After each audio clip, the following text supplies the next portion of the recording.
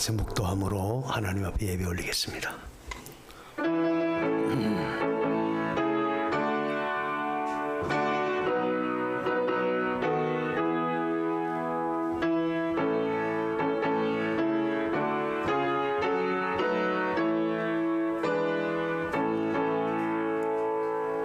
내가 온 것은 양들로 하여금 생명을 얻게 하고 더 풍성히 얻게 하려 함이라. 나는 선한 목자라.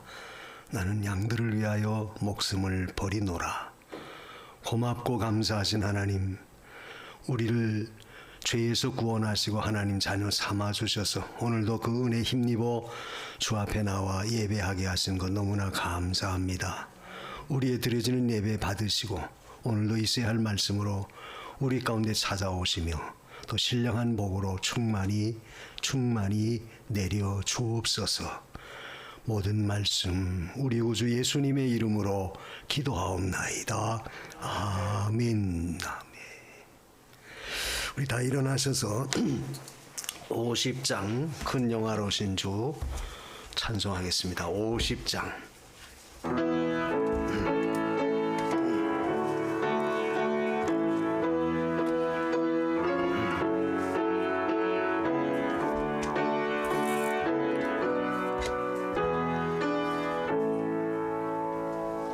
큰 영화로우신 주 이곳에 오셔서 이 모인 자들로 주 백성 삼으사 그 중에 항상 계시고 그 중에 항상 계시고 큰 영광 나타내소서.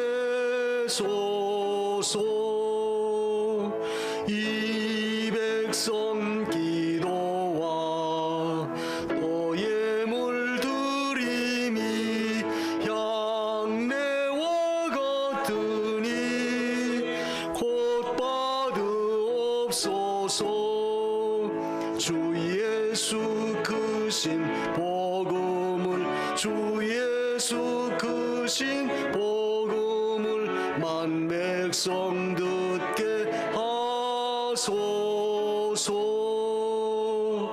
또 우리 자손들 다 주를 기리고 저 성전 돌같이 기나게 하소서.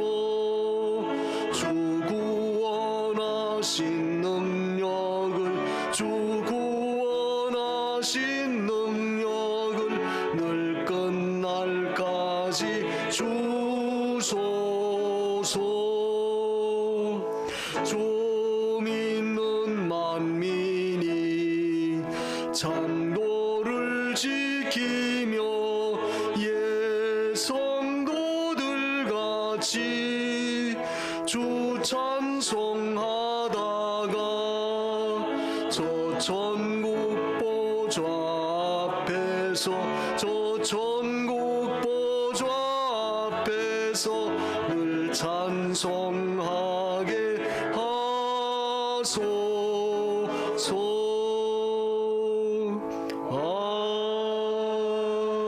아멘. 신앙 고백 올리겠습니다. 전능하사 천지를 만드신 하나님 아버지를 내가 믿사오며 그 외아들 우리 주 예수 그리스도를 믿사오니 이는 성령으로 잉태하사 동정녀 마리아에게 나시고 본디오 빌라도에게 고난을 받으사 십자가에 못 박혀 죽으시고 장사한 지 사흘 만에 죽은 자 가운데서 다시 살아나시며 하늘에 오르사 전능하신 하나님 우편에 앉아 계시다가 저리로서 산자와 죽은 자를 심판하러 오시리라. 성령을 믿사오며 거룩한 공회와 성도가 서로 교통하는 것과 죄를 사하여 주시는 것과 몸이 다시 사는 것과 영원히 사는 것을 믿사옵나이다. 아멘. 우리 십계명 교독하겠습니다. 찬송가 뒤편에 십계명 교독합니다. 제1은 너는 나 외에는 다른 신들을 내게 있게 말지니라. 제1은 너를 위하여 세운 사람을 만지 말고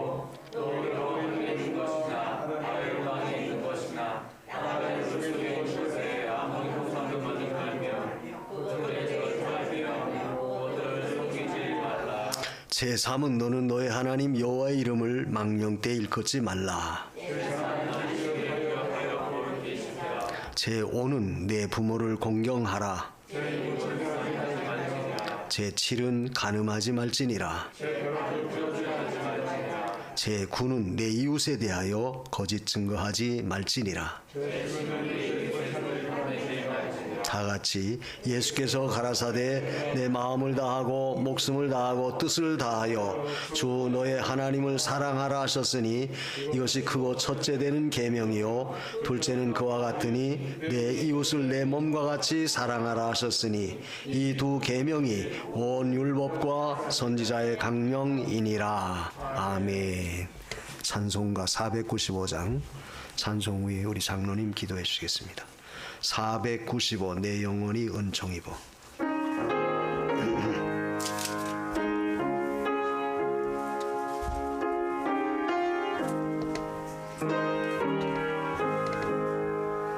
내 영혼이 은총 입어 중한 죄짐 벗고 보니 슬픔 많은 이 세상도 천국으로 화하도다. 할렐루야 찬양하세. 내 모든 죄 사함받고 주 예수와 동행하니 그 어디나 하늘나라. 1절 다시 합니다. 내 영혼이 은총 입어 중한 죄짐 벗고 보니 슬픔 많은 이 세상도 천국으로 화하도다. 할렐루야 찬양하세. 내 모든 죄 사함받고 주 예수와 동행하니 그 어디나 하늘나라. 주의 얼굴 뵙기 전에 멀리 뵈던 하늘나라. 내 맘속에 이루어지니 날로 날로 가깝도다. 할렐루야 찬양하세. 내 모든 죄 사함받고 주 예수와 동행하니 그 어디나 하늘나라. 높은 산이 거친 들이 조막이나 궁궐이나 내 주 예수 모신 곳이 그 어디나 하늘나라. 할렐루야 찬양하세. 내 모든 죄 사함받고 주 예수와 동행하니 그 어디나 하늘나라. 후렴만 합니다. 할렐루야 찬양하세. 내 모든 죄 사함받고 주 예수와 동행하니 그 어디나 하늘나라. 기도하겠습니다. 주여 하나님 아버지 감사합니다. 아멘. 오늘도 거룩한 성일을 맞이하여서 오늘도 예수님 만나러 왔습니다. 성령님을 만나러 왔습니다. 우리 주 하나님 만나러 왔습니다. 이 시간 주님께서 우리 사랑하는 성도들의 마음을 위로해 주시옵시고 평안을 주시옵소서.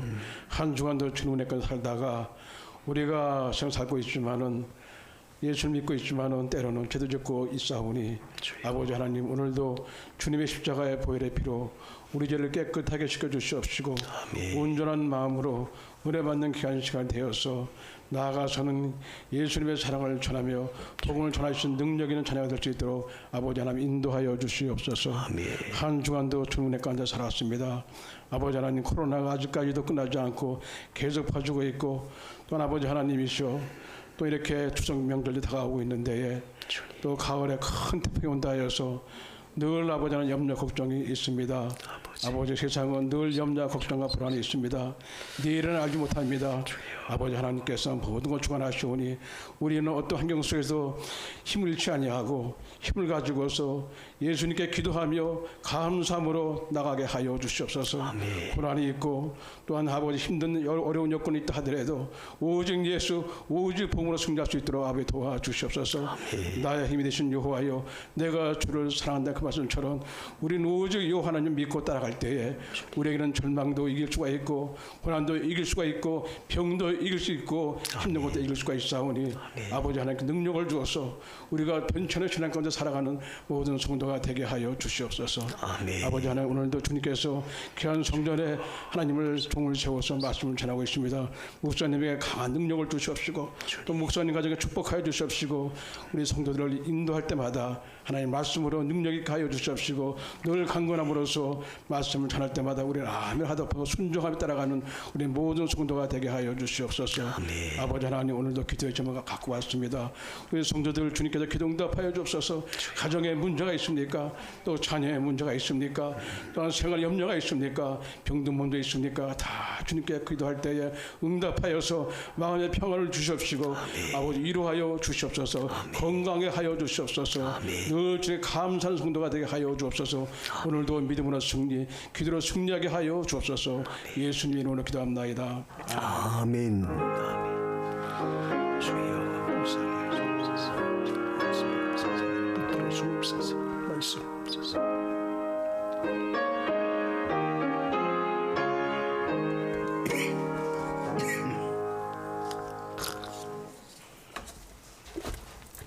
로마서 10장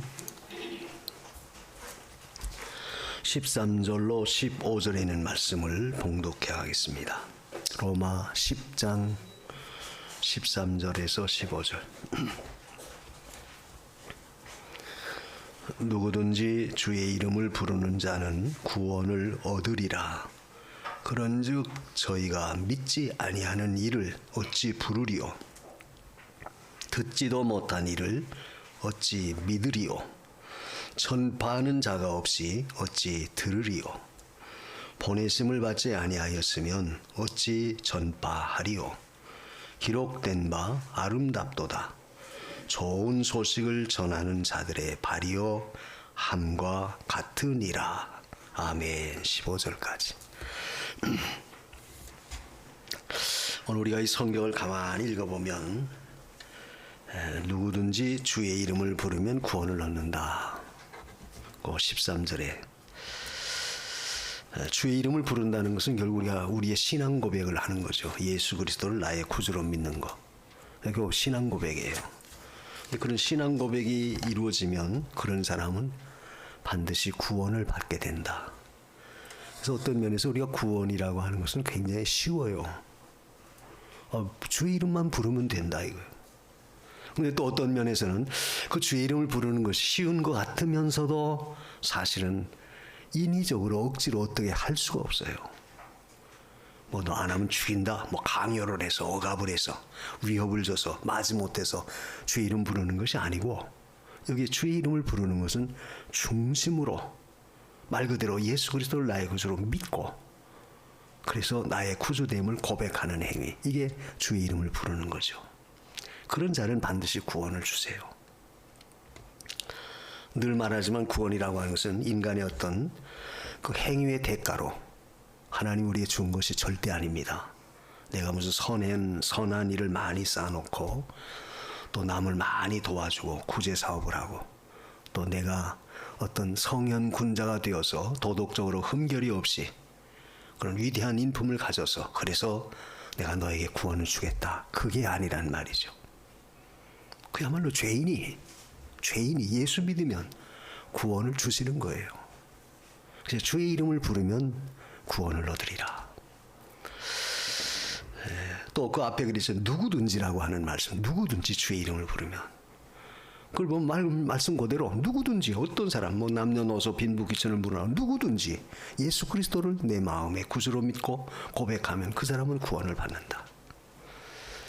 그래서 구원 얻는 것이 굉장히 쉬운 것 같으면서도 또 엄청나게 한편으로는 참 쉽지 않아요. 왜? 주의 이름을 부르는 것은 하나님이 예정하신 택해 놓은 자가, 즉 택함 받은 자가 주의 이름을 부를 수가 있어요. 그런데 그 순서를 보면, 오늘 성경 말씀을 가만히 뜯어보면, 저희가 믿지 아니하는 이를 어찌 부르리요? 믿지 않는데 어떻게 주의 이름 불러요? 근데 믿는다는 것은 결국 그걸 들어야 된다. 그 밑에 또 뭐라고 말씀합니까? 듣지도 못한 이를 어찌 믿으리요? 들어야지 그걸 받아들이고 믿을 텐데 듣지도 못했는데 어떻게 그걸 믿겠느냐? 우리 논리적인 순서를 봐도 그게 맞죠? 내가 들어야지 그 말을 내가 믿든지 안 믿든지 하지, 전혀 듣지도 못했는데 어떻게 믿어요? 또 전파하는 자가 없이 어찌 들으리요? 전해주는 사람도 없는데 또 어떻게 들어요? 그러니까 전해주는 사람이 있어야지 듣게 되고, 들어야지 그것을 내가 받아들여서 주의 이름을 부르게 되고, 주의 이름을 부르니까 결국 구원함에 나갈 수 있는 거예요.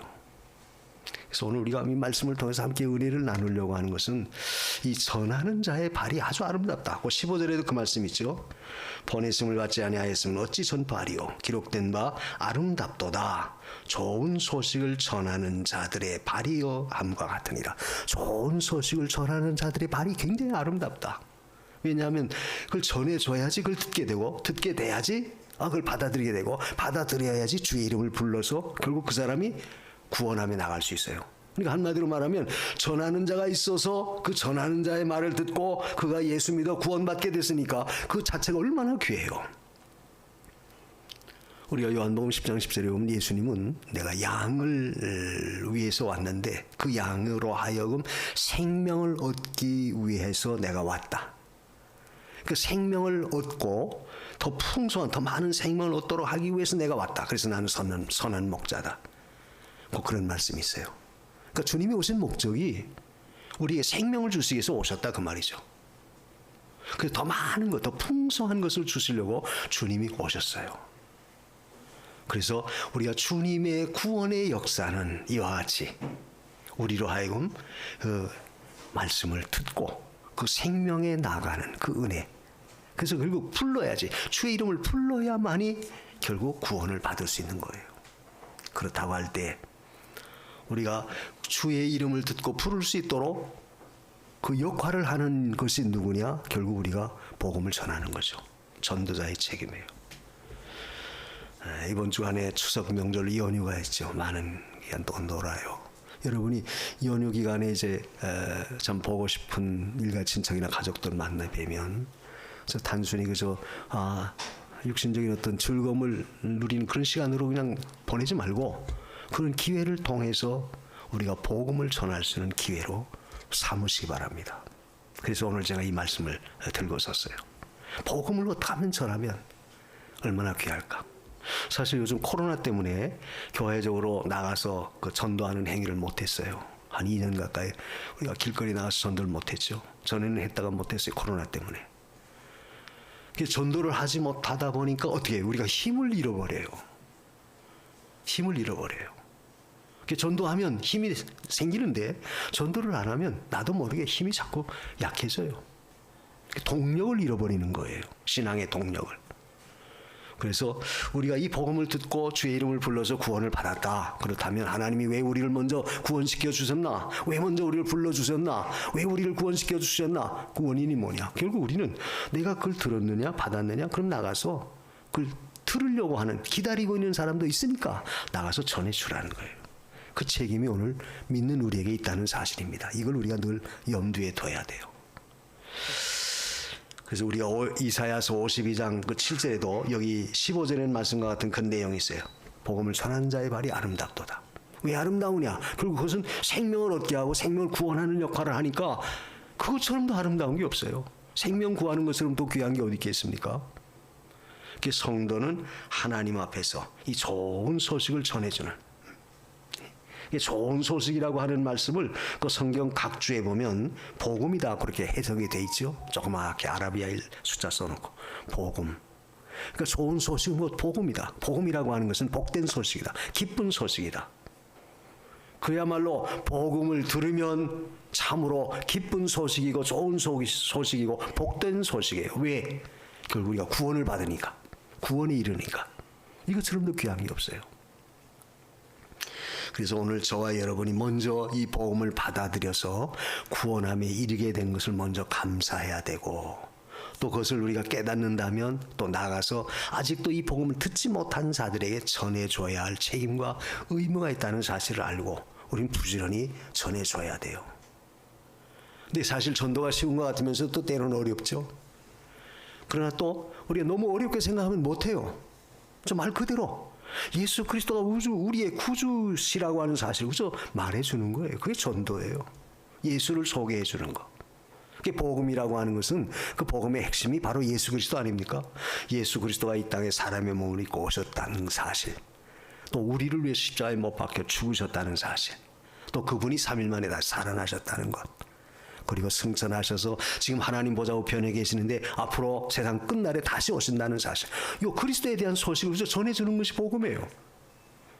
그러니까 복음을 전한다 할 때 굉장한 어떤 부담감이나 내가 어떻게 해야 되나 그런 어떤 억압감, 중압감에 절대 놓이지 마세요. 그저 전해주는 거예요. 예수가 우리 구주시다. 전하는 겁니다. 그것이 전하는 자의 발이 아름답다. 왜? 생명을 살려내는 것이기 때문에. 생명을 살려내는 것처럼도 귀한 게 없어요. 세상에서도 그렇죠. 아무리 많은 내가 상대방의 어떤 적선을 하고 구제를 하고 많은 도움을 준다 할지라도 그 사람 당장 죽어가는데 당장 건져내는 거, 그것처럼 더 이상 더 귀한 게 어디 있겠어요.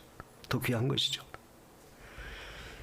그래서 우리는 복음을 전하는 일이 절대로 헛되지도 아니할 뿐더러 그 자체가 굉장하다는 사실을 다시 한번 우리가 마음에 새겨야 되겠습니다.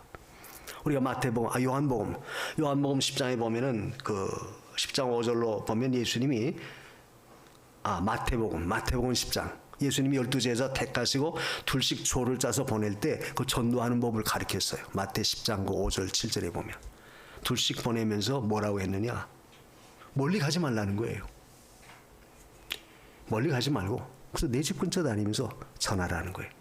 그래서 거기 뭐라고 했죠? 사마리아, 이방인의 길로도 가지 말고 사마리아 사람들의 길로도 가지 말고 너는 이스라엘의 잃어버린 양에게로 가라. 그 이스라엘 사람 너희 주위에 있는 너희 동족에게 가서 복음 전하라는 거예요. 그래서 전도의 원리는 가까운 데서부터 모든 것이 시작돼야 된다. 그러니까 나를 중심한 거기에서부터 이 복음이 자꾸 증거돼 나가는 거예요.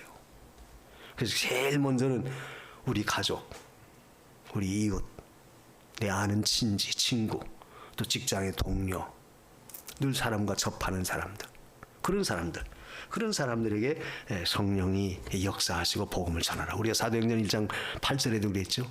오직 성령이 너에게 임하시면 거기도 예루살렘 먼저 말씀했어요. 그리고 온 유대, 그 다음에 사마리아, 그리고 땅끝.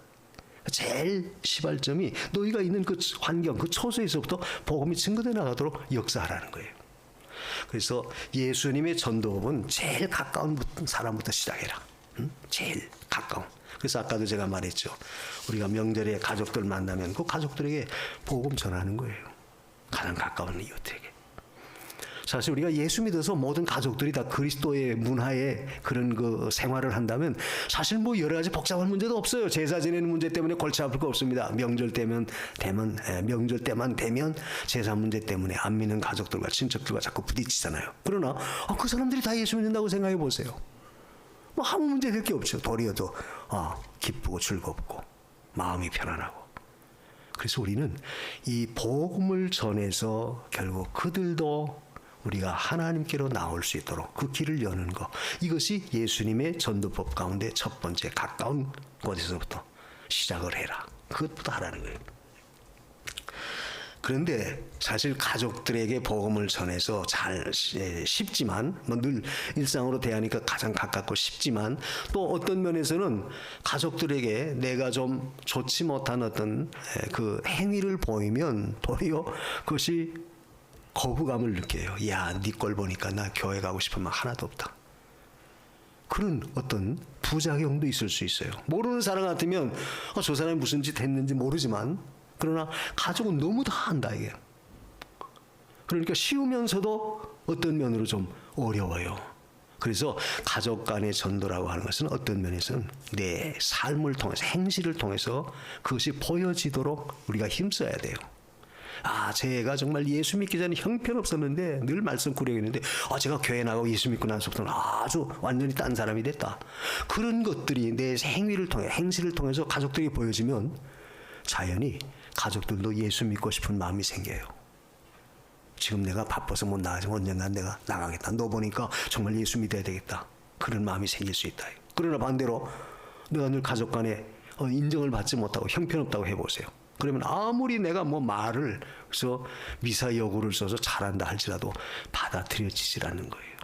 그래서 전도의 가장 핵심적인 것은 오직 우리의 가까운 이웃 그중에 내 가족 나와 중심한 그 사람들부터 전도가 될 수 있도록 우리가 힘써야 된다. 또 그것이 한두 번 해서 안 될 때 포기해서는 안 되죠. 계속 위해서 기도하고 그들이 돌아올 수 있도록 그렇게 하려면 그만한 노력이 있어야 돼요. 내 자신도 자꾸만 뭔가 보여줘야 되니까 뭔가 좀 달리 성격도 고쳐지고 행위도 고쳐지고 뭔가 가족들이 인정할 만한 그런 어떤 행실의 본을 보여줘야만이 가족들이 정말 예수 믿으면 달라지는구나 이걸 알고 믿게 되지. 말은 그렇게 잘하는데 실제 내 삶이 내 행실이 형편없다면 열매가 맺히지 않는다. 그래서 가장 자기를 중심한 이웃부터 우리가 복음을 전하는 일.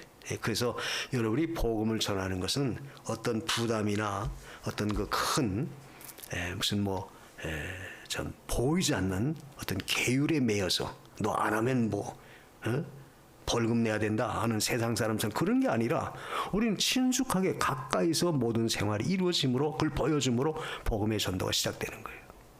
그래서 가장 가까운 이웃부터 가장 가까운 내 가족부터 구원시키도록 우리가 힘써야 된다. 왜? 주님은 분명히 아까 마태 10장 5절에 이방인의 길로도 가지 말고 사마리아 사람의 고을에 들어가지도 말고 잃어버린 이스라엘 집의 양에게서부터 복음을 전하라 그렇게 말씀하셨기 때문에 언제나 나를 중심한 이웃부터 모든 걸 우리가 전하도록 힘써야 돼요.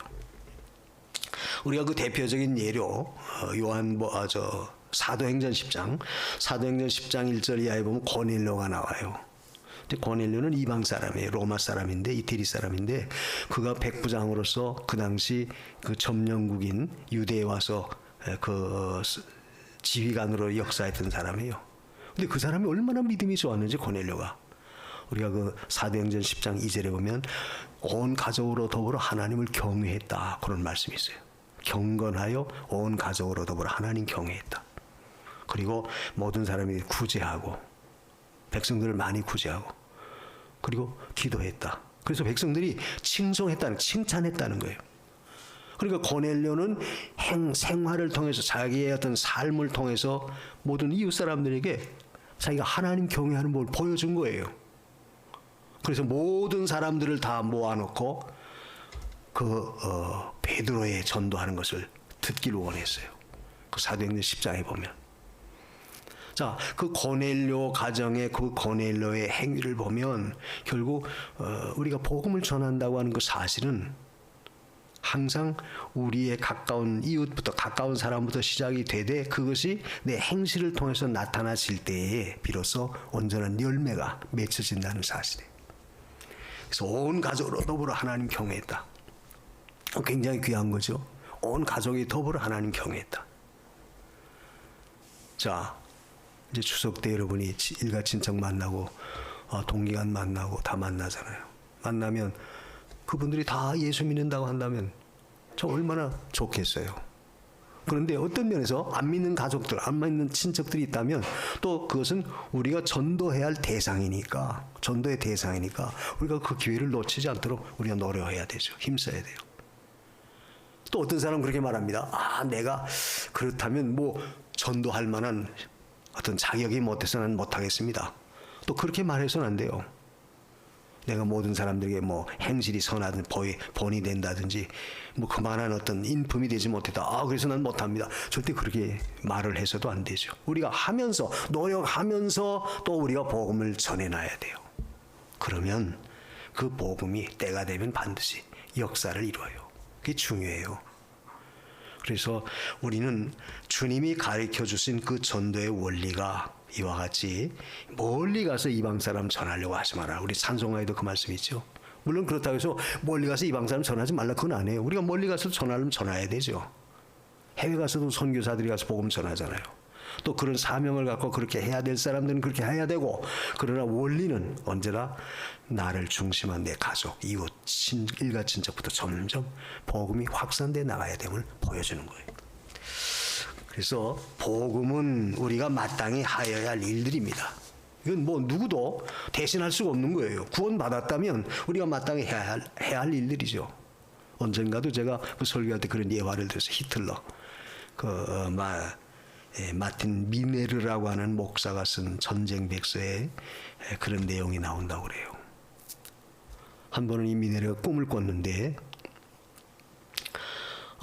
하나님 그 법정 앞에서 많은 사람들이 쭉 하나님 앞에 재판 받게 줄을 서고 있더라는 거예요. 근데 가만히 보니까 어떤 한 사람이 하나님 앞에 막 대들고 따지고 막 달라들더라는 거예요. 누가 그러나 가만히 보니까 히틀러예요. 근데 히틀러가 하는 말이, 나에게 누가 예수 믿으라고 전도한 사람이 한 사람도 없었다. 그리고 왜 예수를 믿어야 될지, 예수가 어떤 분인지 소개해준 사람도 없었다. 그래도 예수 안 믿으면 지옥 간다고 하는 그 무시무시한 그 경고를 알려주는 사람도 한 사람도 없었다. 그러면서 하나님 앞에 대들고 따지더라는 거예요. 그때 하나님이 그 미네르 목사를 쳐다보면서, 야 미네르야, 너 저 소리 들었느냐? 저 말 들었느냐? 그러니까 만약 내가 그에게 복음을 전했더라면 그가 전쟁광이 되지 않아서 미치광이 같이 그렇게 못된 그 행동하지 않았을 것이다. 전도하지 않아서 결국 그렇게 됐다는 거예요. 그래서 그가 거기서 깨닫고, 비단 꿈이었지만 그걸 깨닫고, 전도라고 하는 것이 이렇게 귀중하구나. 생명을 살리는 거구나. 이걸 보면 우리가 하나님 앞에서 이 세상에 여러 가지 많은 문제가 생길 때는 어떤 면에서 우리 믿는 자들이 그걸 하나님 앞에 우리가 스스로 책임을 지고, 내가 전도를 못해서 그렇구나, 내가 신앙의 본을 보이지 못해서 그렇구나, 하나님 살아계심을 나타내 보여주지 못해서 이런 현상, 이런 일들이 자꾸 생기는구나. 우리가 그걸 스스로 영적인 책임을 지고 우리가 하나님 앞에 어떤 면에서는 회개도 하고 부르짖기도 해야 돼요.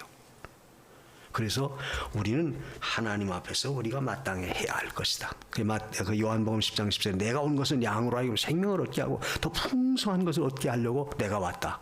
그 생명을 주시기 위해서 왔고 또 풍성한 것을 주시기 위해서 주님이 오셨는데 우리 또한 그것들 받들어서 그걸 감당해야 된다. 이게 오늘 먼저 믿은 우리가 하나님 앞에 해야 할 일들이에요. 그래서 여러분 생활 속에서도 뭐 거창하게 무슨 전도에 대한 이론, 전도학 뭐 이걸 잘 공부해서 전문가가 돼서 전도하는 게 아니라 복음을 들으면 우리가 그 복음의 내용 예수 그리스도를 그대로 전해주는 거예요. 늘 말하지만 우리가 사도행전 9장에 사도 바울이 그 다메섹에서 변화가 됐죠. 부활하신 주님 만나서 완전히 새롭게 사울이 변해서 바울로 뒤바꿔졌어요. 그런데 그 바울은 그때 다시 다메섹에 나가서 예수가 그리스도였음을 증거했다는 거예요.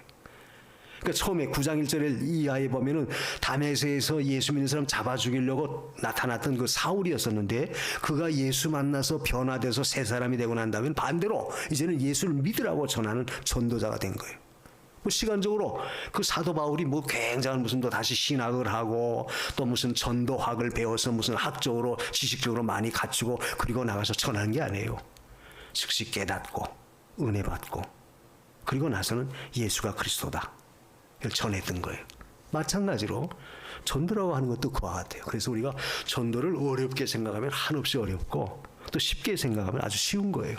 그래서 예수 전하는 게 전도다. 그 책임이 우리에게 있다. 그런데 그것이 가장 가까운 사람들에게서 시작돼야 된다.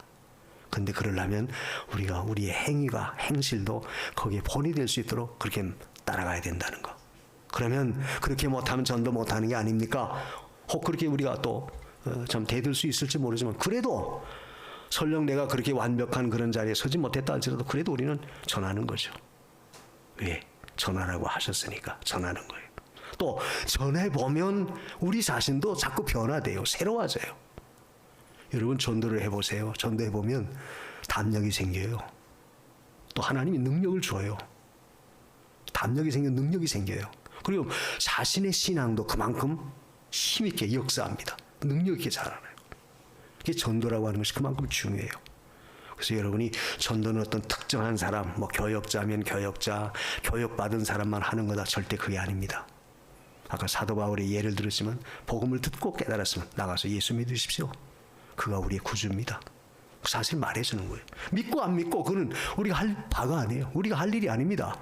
아무리 상대를 내가 뭐 말을 잘해서 무슨 뭐 총 지식을 동원해가지고 뭐 그것을 감화시키다. No, 할 수 없어요. 우리가 사람의 마음을 우리가 인위적인 방법으로 우리의 지식을 가지고 감화 못 시켜요. 그렇게 감화시키고 감동해서 변화시키는 역사는 누가 하느냐? 성령이 하시는 거예요. 그러니까 우리는 그저 할 일 전하는 것뿐이에요. 그렇게 하면 우리가 복음 전하는 것을 능히 감당할 수 있습니다. 그리고 두 번째로 오늘 말씀 속에서 예수님이 어떻게 전도를 했느냐. 우리가 아까 마태 10장 5절 이하에 보면 예수님 전도법이 제자들이 둘씩 조를 짜서 보내시면서 그들이 가면서 복음을 전했다고 그랬어요. 가면서. 우리가 7절에 보면 마태 10장 7절에 보면 가면서 그들이 전했다. 이 가면서 전했다고 하는 이 말씀은 결국 전도자는 우리가 찾아가서 전해야지 가만히 앉아서 오는 사람을 전도하는 게 아니라는 거예요. 이거 전도법이. 찾아가서 전해야 된다. 근데 사실 다른 이방 종교들은 보세요.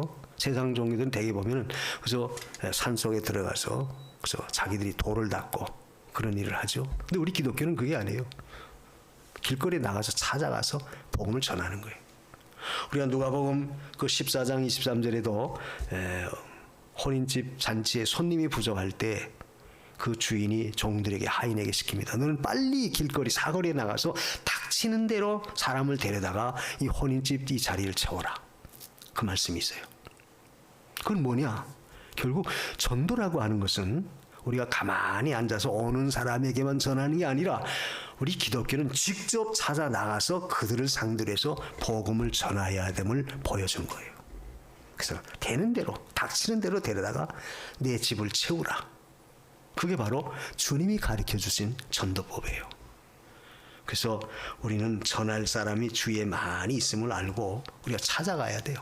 찾아가서서 그래서 만나는 사람에게 그래서 예수 믿으라고 그죠? 전하는 겁니다. 그것이 바로 전도의 원리예요. 그 전하면 결국 거기에 보면 구원받을 자가 생겨요. 그 마태 10장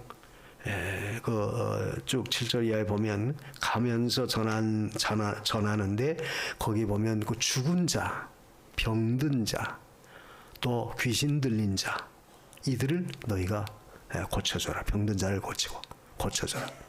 죽은 자라는 것은 그 영혼이 죽은 자들이다. 뭐 우리가 실제 육신이 죽은 사람을 갖다가 무슨 뭐 기도해가지고 능력으로 그 사람을 살려내고 그런 의미가 아니에요. 물론 하나님께서 하시면 그런 역사도 나타내실 수가 있죠. 초자연적 이런 이적도 나타나실 수 있습니다. 그러나 그 말씀이 중요한 의미는 결국 영혼이 죽은 자들에게 가서 복음 전해서 그 영혼을 살리라는 거예요. 또 병든 자, 심령이 병든 자, 심적으로 많은 그 어려움을 겪고 있는 그런 병든 자들을 찾아가서 영적으로 그들을 치유해주라, 고쳐주라는 게 말씀을 전해서. 또 귀신 들린 자. 귀신 들린 자라는 것은 어떤 사람이에요? 예수 믿기 전에는 모든 사람들은 다 귀신의 그 영향력 가운데 다 놓여 있어요.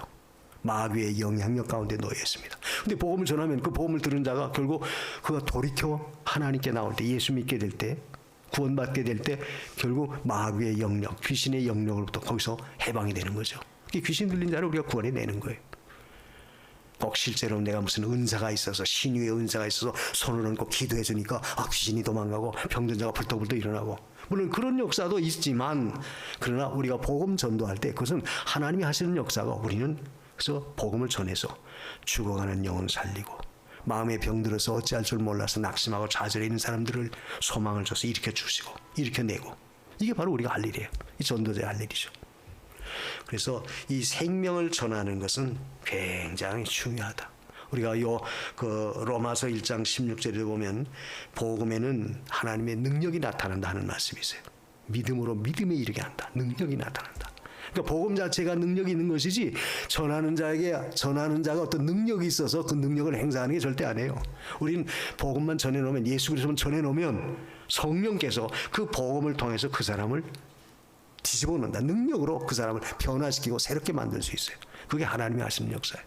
그러니까 성도에게 있어서는 그런 능력을 우리가 힘입을 수 있다 그 말이에요. 힘입을 수 있다. 그것은 우리가 그 말씀을 믿고 순종해 나갈 때 이루어지는 거예요. 그래서 여러분이 구원받은 구원의 은혜가 얼마나 귀하다는 걸 정말 깨닫는다면, 우리가 그 은혜에 대한 보답으로, 감사함으로 우리가 또 나가서 아직도 복음을 듣지 못한 죽어가는 영을 살리는 것은 우리의 책임이죠. 우리 할 일이에요. 그래서 여러분이 그 일을 위해서 늘 기도하십시오. 가끔 우리가 교회에서 말하죠. 어떤 전도 대상자를 마음에 꼭 한 사람 이상 정해놓고 기도하십시오. 그 기도하라는 것은 성령께서 그 마음을 뜨겁게 감동시켜서 복음을 전할 때 받아들여서 교회에 나올 수 있도록 그렇게 역사하는 그 일을 하라는 거예요. 그걸 우리가 하는 게 아니에요. 하나님이 하실 거니까 우리를 위해서 집중적으로 기도하는 거죠. 믿지 않는 가족 가운데 남편이 안 믿었다, 아내가 안 믿었다, 또는 부모님이 안 믿었다, 자식이 안 믿었다. 그러면 그들을 위해서 대상으로 놓고 계속 기도하는 거예요. 하나님, 꼭 예수 믿고 구원받게 해주세요.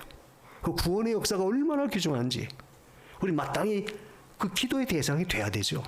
얼마나 중요해요. 영혼을 살리는 건데, 생명을 주어서 살려내는 건데, 그것만큼도 귀한 게 어디 있어요. 근데 보통 우리는 그걸 대수롭지 않게 여겨요. 가족들 가운데 또는 이웃들 가운데, 아는 사람들 가운데. 그래서 대수롭지 않게 여깁니다. 왜? 안 믿으면 결국 결과는 어때요? 그 죄에 대한 형벌을 면할 수가 없잖아요. 영원한 지옥에 그 죄값으로 가야 되는 걸 볼 때 그 얼마나 불쌍해요. 그런 마음이 우리 속에서 늘 일어나야 된다.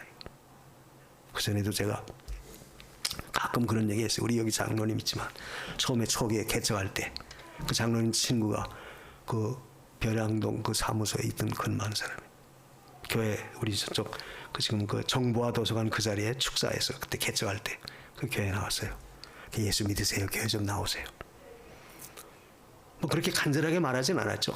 이 사람 이거 전하지 않으면 지옥 갈 텐데, 이거 어떻게 하면 좋겠나. 그래서 뜨거워서 그냥 믿도록 뭐 그렇게 하진 않았어요. 예수 믿으세요. 예수 믿어야 됩니다. 근데 그분이 얼마 안 있다가 우리 장로님 와서 하는 말, 죽었다고 그래요. 아니 그때 뭐 펄펄하고 나이도 새파란 젊었을 때죠. 아니 왜 죽었어요? 농약 먹고 자살했다는 거예요. 왜냐하면 그때 한참 이 과천에 제 아파트 지면서 붐이 일어나서, 아파트 붐이 일어나가지고 그 한 채 잡으면 돈 버니까, 그래서 그런 것 때문에 거기 살지도 않는데 산다고 그런 어떤 그런 일들이 많이 있었잖아요. 그런 행위들이. 그래서 그런 것에 연관이 돼가지고 그 사람이 농약을 먹고 죽었다는 거예요. 그 얘기를 듣고 그럴 줄 알았더라면 좀 더 강력하게 그 사람이 내가 복음 전에 꼭 예수 믿도록 해야 할 걸. 그래서 뭐 기회 다 지나갔잖아요. 제가 왜 이 말 합니까? 우리는 이 전도라고 하는 것이 단순히 그저 지나가는 말이 아니다 그 말이죠. 그것이 생명을 살리는 역사라고 한다면 그 얼마나 소중해요. 그걸 듣지 못해서 아까 그 전쟁 백서에서 나온 그 히틀러의 그 모습, 하나님 누가 나에게 예수 믿으라고 전해준 사람 한 사람도 없었습니다. 못된 폭군이니까 누가 감히 히틀러에게 그런 말 하겠어요. 그런 사람 없었다. 예수를 왜 믿어야 되는지, 예수의 믿어야 할 필요성을 말해주는 사람도 없었다. 안 믿으면 지옥 간다고 하는 무서운 경고를 말해주는 사람도 한 사람도 없었다. 하나님께 따지더라는 거예요. 즉 그 말은 그만큼 생명을 구원하는 일은 굉장히 중요해요. 그래서 우리는 하나님 앞에 이와 같이 우리에게 주어진 이 사명의 책임 잘 감당해야 돼요. 그래서 주님 앞에 섰을 때 네가 얼마나 전했느냐, 얼마나 또 구원시켰느냐 많은 물어본다면 우리가 뭐라고 말하겠어요? 너 가족도 구원시키지 못해서 되겠느냐? 그럼 우리가 뭐라고 말하겠어요? 그래서 우리는 그 부분을 놓고 늘 기도하면서 어떻게든지 구원시키려고 그 영혼을 사랑하는 그 애절한 마음, 뜨거운 마음, 이걸 늘 우리가 갖고 역사해야 돼요. 그리고 세 번째로 예수님의 그 전도 방법은 이것은 결국 우리가 전도할 때는 확신을 갖고 담대하게 전해야 돼요. 자신 있게 전해야 돼요. 예수 믿으면 천국 간다고 합디다. 그게 아니야. 천국 갑니다. 예수 믿지 않으면 죄값으로 지옥 간다고 그럽디다. 그게 아니라 지옥 가요. 확실하게 말해줘야 돼요. 그건 왜 그렇습니까? 늘 말하지만 우리가 예수 그리스도를 믿는 것은 이건 어떤 불확실하고 또 이것은 꾸며낸 이야기도 아니고 사실이잖아요. 사실입니다. 사실이니까 자신 있게 확신을 갖고 말하는 거예요. 그러는 것이 그 전도의 역사가 효력이 나타날 수 있어요. 또 늘 또 제가 말하죠. 어떤 사람이 호랑이 나타나는 걸 봤어요. 그 호랑이 나타난 것을 직접 본 사람은 너무 무서워서 감히 말도 제대로 못해. 내가 호랑이를 봤는데 뭐 말도 못해요. 그러나 그 본 사람의 이야기를 들은 사람이 와서 말할 때는 야, 호랑이가 나타났는데 뭐 색깔이 어떻고 뭐 이빨을 드러냈는데 이빨이 어떻고 막 말합니다. 그 사람은 보지 못한 거예요. 남의 말만 듣고 한 거예요. 즉 이와 같이 복음에 대한 확신도 이런 마음, 내가 분명히 예수 그리스도를 나의 구주로 믿었다. 하나님 봤다고 해서 눈으로 본 게 아니라 확신하는 거예요. 그리고 분명히 지옥이 있고 천국이 있다 확신하고 그 사실을 말해주는 겁니다. 그러니까 전도자는 언제나 확신에 찬 메시지를 전해야 돼요. 그렇다더라, 그렇게 된다고 하던데요, 우리 목사님 말씀인데 그렇게 된다고 합디다. 그게 아니에요. 분명히 예 그렇습니다. 믿으면 천국 갑니다. 죄사함 받습니다. 하나님의 자녀가 됩니다. 하나님이 사랑하십니다. 확실하게 말해줘야 돼요. 그럼 믿지 아니하면 죄값으로 지옥 갑니다. 분명하게 말해줘야 돼요. 그래야지 그 전도의 역사가 나타나질 수 있다. 그래서 전도자는 언제나 하나님 앞에서 담대하고 확신에 찬 그런 모습으로 복음을 전해야 된다. 그 배경은 뭐 내가 능력이 있어서가 아닙니다. 전도자의 배경은 누가 그 옆에서 도우시느냐, 뒤에서 도와주시느냐, 하나님도 성령이 역사예요. 그래서 우리 사도행전 1장 8절에 들어있죠. 오직 성령이 너에게 임하시면 권능을 받고, 그래서 예루살렘, 유대, 사마리아 땅끝까지 들어 증인되라. 성령이 임하시면, 이 말은 우리가 확신을 갖고 말씀을 전할 때는 성령이 반드시 그 가운데 역사하셔서 인도한다는 사실이에요. 그걸 믿고 우리가 전하는 거예요. 그러니까 담대할 수 있고, 그러니까 우리가 확신에 차서 복음을 전해주는 거죠.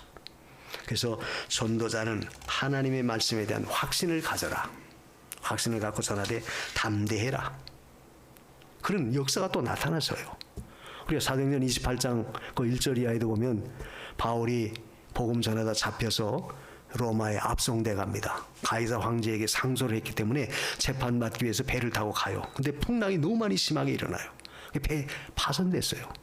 근데 그때 겨우 목숨을 하나님 살려줬죠. 배에 탄 사람 다 한 사람 죽지 않고 다 살아남았어요. 또 어느 섬에 닿습니다. 멜리데라고 하는 섬에 닿았어요. 그 섬에 올라가서 막 사람들이 그 바다에 빠져서 추워서 비도 오고 막 추우니까 나무를 가져다 놓고 불을 지폈어요. 불을 지폈는데 그때 독사가 거기서 나온 겁니다. 독사가 나와서 사도 바울을 물었다고 그랬어요. 그런데 그 멜리데에 있는 사람들이 그걸 보고 이 사람은 분명히 죄인이었구나. 그러니까 하늘이 바울을 도와서 이 물에서는 바다에서는 살려줬지만 죄인이기 때문에 이걸 죽이려고 독사를 보내서 물게 했구나. 그런데 아무런 독이 퍼지지 않고 도리어 바울은 그 독사를 불에 집어던졌다고 그러죠. 불에 털어넣었다. 아무 이상이 없는 거예요. 그러니까 그 멜리데 손 사람들이 깜짝 놀래요. 도리어 그 바울을 거기서 신으로 모시는 거예요. 그게 바울이 거기서 나는 신이 아니다 사실을 말하면서 그 추장이 그 식구가 열병이 들어서 죽어갈 때 바울이 기도해줘서 고쳐줘요. 그러니까 복음이 더 힘있게 능력으로 나타나지는 겁니다. 즉 이 말을 하는 것은 우리가 전도자는 하나님의 말씀을 확신하고 붙들고 나갈 때는 성령이 반드시 도우셔서 역사한다는 거예요. 그 내가 하는 게 아닙니다. 성령이 역사하세요. 그걸 믿음을 갖고 우리는 담대하게 확신 있게 자신 있게 복음을 전하는 거예요. 이게 우리가 할 일이에요. 그래서 여러분이 복음을 절대 부끄러워하지 마세요. 그리고 복음을 전하는 목적이 뭡니까? 생명 살리는 겁니다. 생명 살린다는 것은 결국 그 영혼의 평안함을 빌어주기 위해서, 복을 빌어주기 위해서. 그래서 마태 10장 5절 이하에 보면 가면서 그들에게 그 평안을 빌어줘라 그랬죠. 평안을 빌어줘라. 예수님께서 그렇게 제자들에게 당부해요. 그 평안을 빌어주는 것은 결국 복음을 받아들일 때는 그 영혼의 평안이, 심령의 평안함을 얻어요. 가정의 평안함을 얻을 수 있어요. 우리가 예수 믿었을 때 나타나는 결과가 뭡니까? 평강입니다. 하나님 주신 평강, 마음의 기쁨, 마음의 평안. 여러분이 어떤 마음이 편안하지 못하고 답답한 일이 있을 때 찬송을 부르고 하나님의 이름을 부르고 그러면 어때요? 마음의 위로가 되고 평안이 오죠. 하나님이 주신 그 은혜의 역사예요. 그래서 전도자에게는 하나님이 이런 능력을 준다는 거. 내가 하는 게 아니라니까. 하나님이 하시는 거예요. 그걸 믿고 우리는 순종하는 것뿐입니다. 그래서 우리가 마가복음 16장 17절 18절에 보면 믿는 자에는 이런 표적이 따른다. 새 방언을 말하고 또 독을 마실지라도 아무런 해독이 없고, 거기 그런 말씀이 있어요. 그건 믿는 자에게 주시는 하나님의 놀라운 구원의 역사예요. 그걸 의지하고 우리도 나가서 복음을 전하는 겁니다. 그래서 우리는 언제나 아름다운 이 전도자의 발이 얼마나 아름답다는 것. 그 왜 아름다우냐? 생명을 살리기 때문에 그래요. 생명을 살리기 때문에. 또 전도하는 일은 결국 하나님이 기뻐하는 겁니다. 바울은 그 고린도전서 그 9장 16절에 전하지 아니하면 내게 화가 있다. 내게 화가 미친다. 화가 미친다는 말은 칼빈은 어떻게 주석했냐면 악마, 저주가 임한다. 그렇게 아주 무섭게 말씀했어요. 단순한 화가 아니라 그것은 하나님의 저주가 미친다. 전하지 아니할 때 그 책임이 그만큼 크다는 거예요. 그래서 우리는 언제나 하나님 앞에서 복음을 전하되 확신을 갖고 전하고, 그리고 또 복음을 전하되 그 영혼을 살리는 불쌍히 여기는 마음을 살리고, 그리고 그들에게 진정한 평안을 주기 위해서 우리가 살려야 되고, 부담을 갖도록 복음을 전해서는 안 되죠.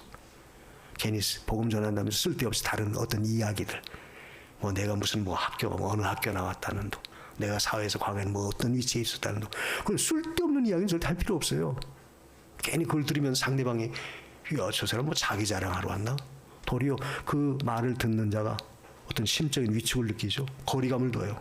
우리는 그런 것을 전하는 게 아니라 우리는 예수 그리스도를 전하는 거예요. 그게 참된 전도자의 책임이죠.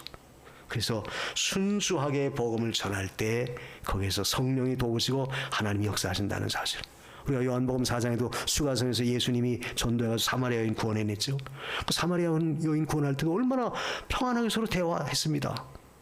평안하게 그저 일상생활 속에 대화를 했죠. 대화를 하는 가운데 그 여자가 예수 그리스도를 구주로 믿게 돼요. 그리고 나가서는 자기 성내에 들어서 야 보라, 내가 만난 사람이 바로 우리가 고대했던 메시아다.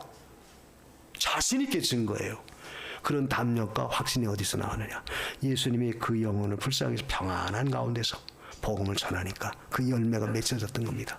그걸 보면 오늘 우리도 하나님 앞에서 우리가 하여야 할 모든 일들이 여러 가지가 많이 있지만 그 중에도 하나님이 기뻐하는 것은 결국 생명 살리는 것이다. 여러분이 어떤 대상을 정해놓고 늘 기도하십시오. 믿지 않는 자들 꼭 구원시키게 해달라고. 지옥 보내서는 안 될 자니까. 그래서 늘 기도하면 하나님이 때가 되면 반드시 들어줘요. 그래서 어떤 사람은 그렇게 말합니다. 하나님이 구원하기로 작정된 자는 전하지 않아도 구원받을 텐데 뭐 전합니까?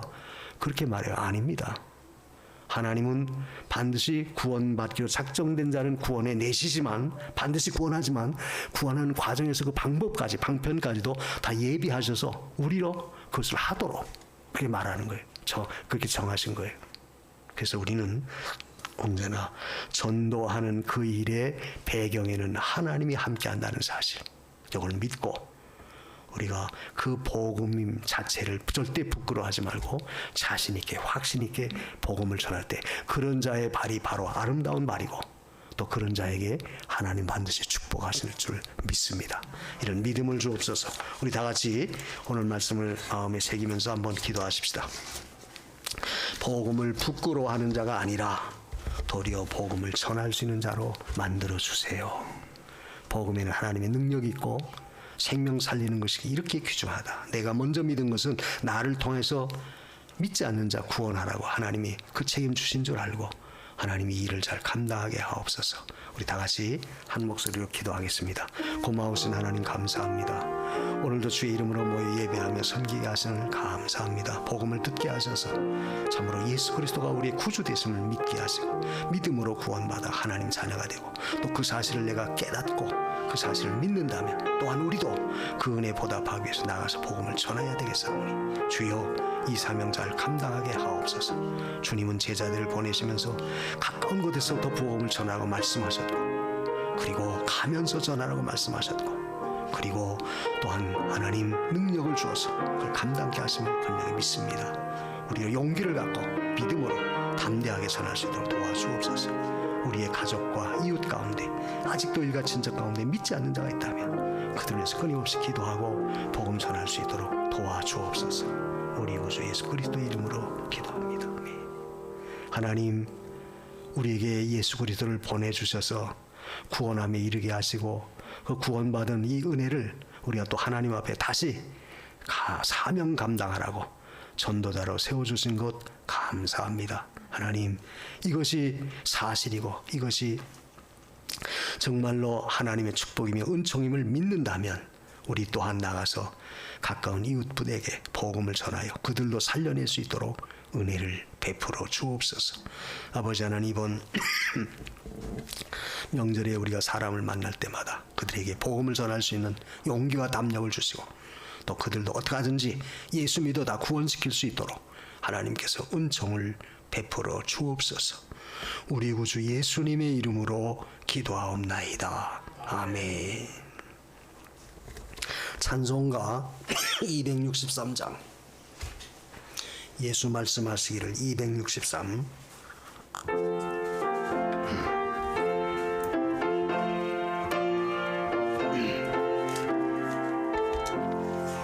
예수 말씀하시기를 누가 오늘이랄까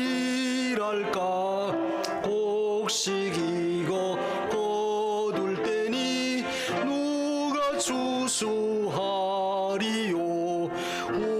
호환상을 주시려고 일할 사람 보러니 예 직분 맡으려고 대답하리 누구냐 멀리 가서 이방 사람 구원하지 못하나 내 집 근처 다니면서 건질 죄인 많도다 천사같이 말 못하고 바울같이 못하나 부속함을 힘을 다해 전하세 죽을 사람 구하라고 예수 너를 부르니 힘이 없어 못한다고 핑계하지 말지라 주가 주신 직분 맡아 항상 기뻐 지키고 부르실 때 대답할 말 나를 보내주소서. 기도하겠습니다. 고마우신 하나님, 오늘도 사랑하셔서 우리에게 귀한 것 주시고 또 오늘도 하나님 앞에 예물을 드릴 수 있도록 육신에 필요한 것도 때를 따라 공급해 주신 것 감사합니다. 이 은혜 감사해서 주님 앞에 우리의 예물을 드리오니 받으시고 하늘에 신령한 것으로 땅에 기름진 것으로 복을 내려 주옵소서. 영육간에 더욱더 건강하게 해주시고 무엇보다도 우리의 삶 속에 힘들고 어려운 가운데 있다 할지라도 주님 주시는 은총 힘입어 더욱 모든 삶이 윤택하여지도록 축복하여 주옵소서. 특별히 코로나에 감염되지 않도록 우리 모든 성도들 강건하게 하시기를 원하옵고 우리 구주 예수님의 이름으로 기도하옵나이다.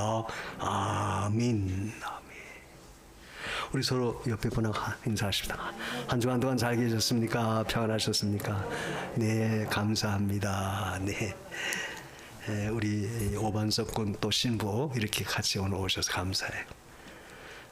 지금 수태 중인데 여러분 건강한 아기 낳을 수 있도록 위해서 기도해 주세요. 다음 주일 예배는 우리가 과천성전에서 드립니다. 11월 말까지는 다 이제 이사 가라 해서 우리가 가급적 그대로 우리가 하려고 그래요. 우리가 이사할 때까지는 조금 여러분이 번거우시더라도 잘 참고 해주시고 사고 없도록 그렇게 하시기 바랍니다. 또 우리가 그 모든 문제 잘 우리가 재건축 행정적으로 잘 마무리돼서 이사할 수 있도록 위해서도 늘 기도해 주시기 바랍니다. 우리 총회가 우리가 내일 있는데 우리가 매년 총회 때는 세례교인들 총회 부담금 헌금을 했습니다. 지난 주일날 혹 못하신 분들은 5,000원씩 세례 받으신 분에 한해서 5,000원씩 헌금함에 세례교인 부담금 헌금해 주시기 바랍니다. 그리고 오늘 우리가 설교할 때 제가 말씀 전했습니다만 이제 명절 때 가족들 만나면 여러분 꼭 복음 전하십시오. 복음 전하시고 또 우리가 구원해야 할 대상자들 가족이나 이웃이나 꼭 마음에 정해놓고 위해서 집중적으로 기도하십시오. 그리고 전하면 반드시 하나님이 열매 맺게 해줘요. 그래서 전도 대상자들 정해놓고 기도해 주시기를 바랍니다. 자, 우리 이제 다 일어나셔서 찬송가 2장 찬송하고 예배 마치겠습니다.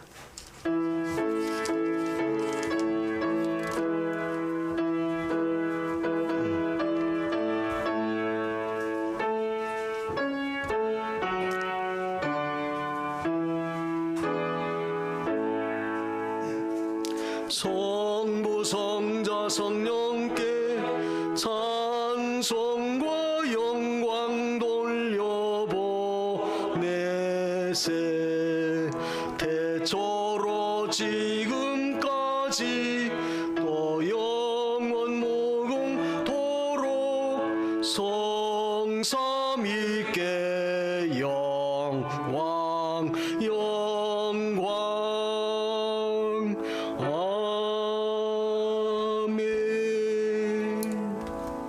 이제는 우리 구주 예수 그리스도의 은혜와 하나님 아버지의 무한하신 사랑하심과 성령님의 감화하시고 감동하시며 교통하시는 역사가 오늘 복음을 전하는 아름다운 전도자의 발이 되기를 간절히 원하는 사랑하는 모든 성도들 머리 위에와 저들 가정과 저들의 생업 위에 이제로부터 영원토록 함께 있을지어다.